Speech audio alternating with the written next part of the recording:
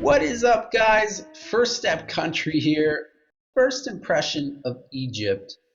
Camels are tall. I thought camels were like horses, but with my lovely lady humps. My lovely lady humps? But it turns out camels are as tall as the Empire State Building.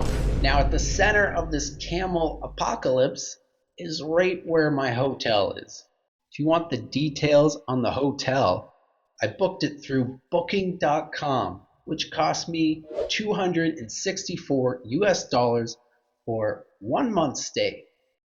Now, I showed up early before check-in. The hotel mentioned I could wait on the rooftop patio. But before we get to the roof, I want to mention today's sponsor. It's me, firststepcountry.com. Check out our latest blog on the best budget countries for 2026, and also check out the country filtering quiz, which helps you narrow down your search on discovering your next adventure. Remember, it's free and no sign up. Back to the video.